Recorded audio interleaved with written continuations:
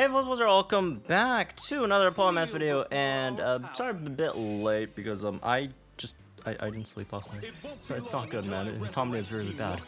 But anyways, so yeah, let's try out Archer today, right? Archer and Houndoom. It's a new sprint sync pair, and honestly, I prefer his regular outfit a bit more. Now looking at that, but so yeah, this is a really interesting unit because it's the EX role is tech, right? Which again we don't have at the moment, but if we ever do get the opportunity to give him that tech EX role, he actually does have a pretty good sync as well, right? Because like it's a sprint sync pair that actually has like a innate sync nuke multiplier, which is again just very nice, right? So yeah, but at the moment again we don't have that, but he's still pretty good, right? I mean, it's just, it's a sprint sync pair. He does sprint sync pair things, which is good for your team's gauges, right? And sync move countdown. So let's go ahead and try this out in battle, right? I guess Cresselia is the only thing to go for in terms of a Dark Week, right? But let's see. Let's start flame charging here, I suppose. Oh, we got NPR on that. I guess we'll use it, right? Why not? And we have sync. Cool. Let's get our support EX sync in first, right? Just because we don't have everything set up yet for Houndoom.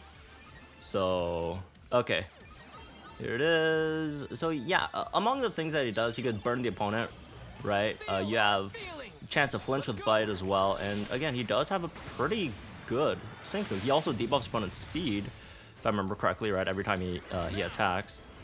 So yep, there's that, and obviously that's really helpful later on for his cakewalk multiplier, right?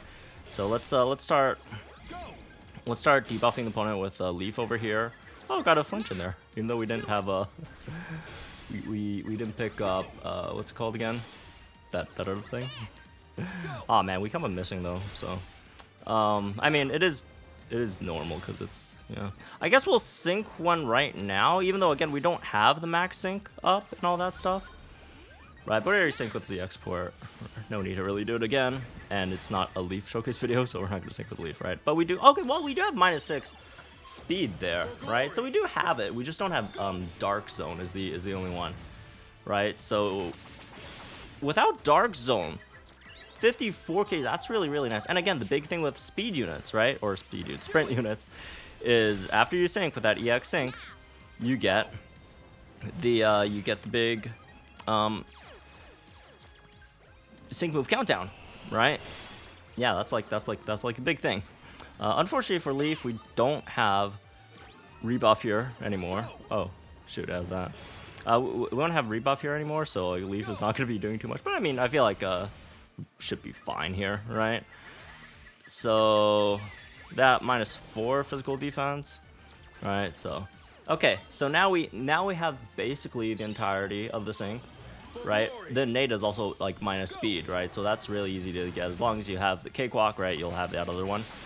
And I think we didn't crit on that one, which probably explains why it didn't do as much of the last one, even though this one actually has Dark Zone. But let's see. Oh, there's still one more bar we could try it out on. Right? Oh, shoot. I keep on forgetting. But, like, Leaf doesn't have any other moves, though. So I guess, like, that's kind of, like, the issue over here. Right? Okay. Let's see. Man, we still have to land, like, 8 moves for Dark Zone to come up. Maybe we should have just went with Darkrai instead. At least Darkrai doesn't have that restriction on the beam move, right? And Cresselia, famous for being hard to land hits on. I guess we'll just get like an extra sync in there in the meantime. I just don't want to take them out though, so maybe we'll just spend a few turns doing like X attack or something, and we'll just have Leaf reflect it back to herself. Okay. So we need what, 5 more hits? Yeah, the Leer doesn't count either. Oh yeah, we can't even X attack. Yeah, well I mean, look, Bite's not gonna take him out. All his for all his upsides, his downside again, like Ariana, is just there's no DPS, right? No DPS this way. So, all right. Shoot, should I just like water shuriken a turn and then like switch it back? Oh, it's not. Yeah, as if water shuriken's gonna hit. Come on, Cresselia. Just can you just please just cooperate a bit? That would be nice. All right, there we go. Should be fine now. All right, God, finally. Hopefully this one crits at least. I mean, we do have max crits, so. All right. Don't have to worry about whatever is coming our way, because assuming this one crits, I mean, even if it doesn't crit, it should still take it out, right? So, alright, here it is. Again, there's no, like, 1.5 times Techie Axe, because it's not a Techie Axe. It's just, I feel some people still are kind of stuck in that. Right? Okay, that wasn't too bad. That was not too bad.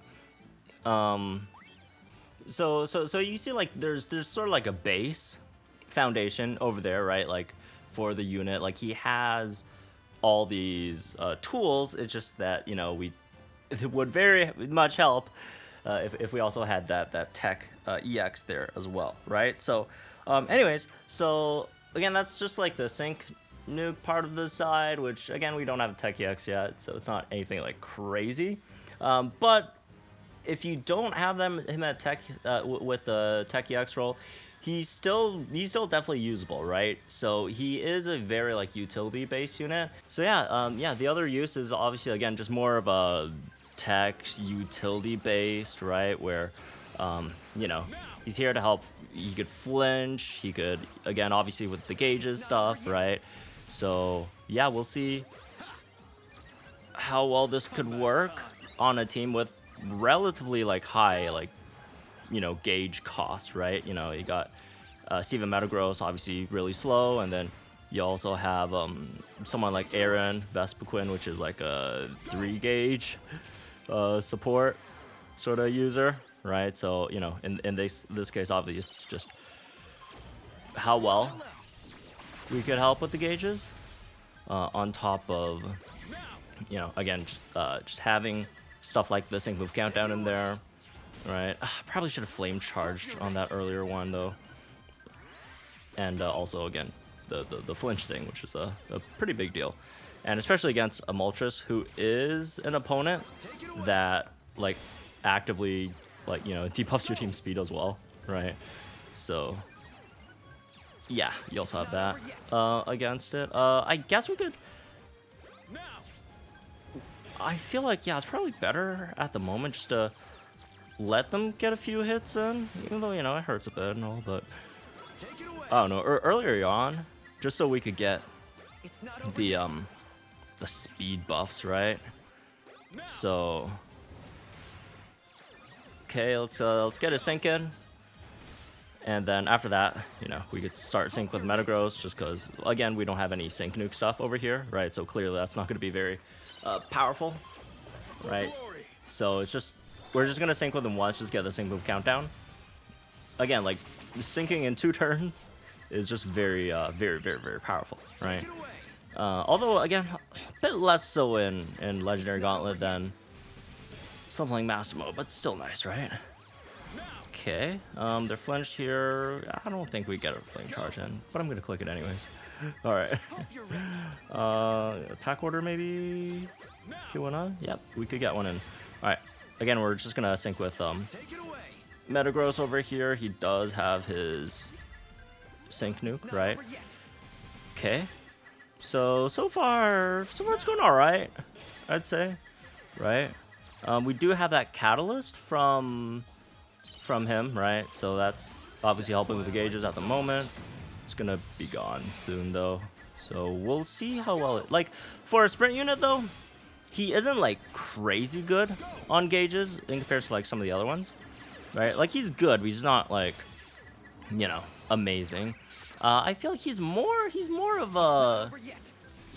geared towards like the you know, sync move countdown part, and also like just debuffing opponent speed, which obviously we can't do over here because it's Moltres and we don't have weather up, right?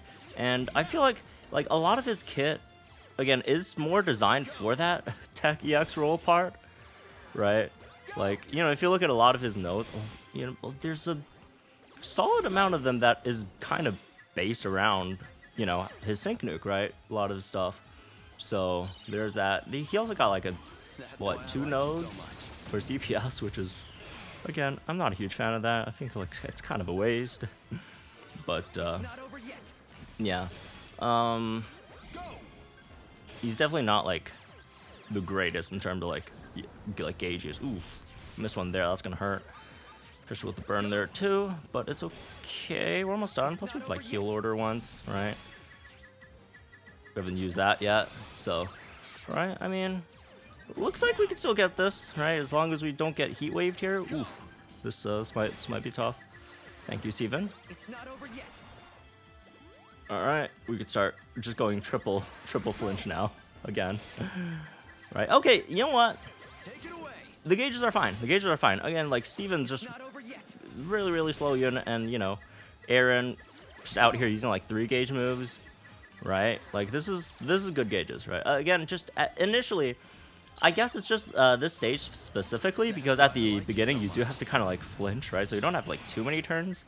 Like you have to like find just you know, open turns where you could sneak a few flame charges in to buff your speed up a bit first, right? But you know, once you do get that in, it'll be fine, right? Like, especially against you know, other stages where you don't actually have to worry about flinching early or whatever, because at 6-star EX is what 400.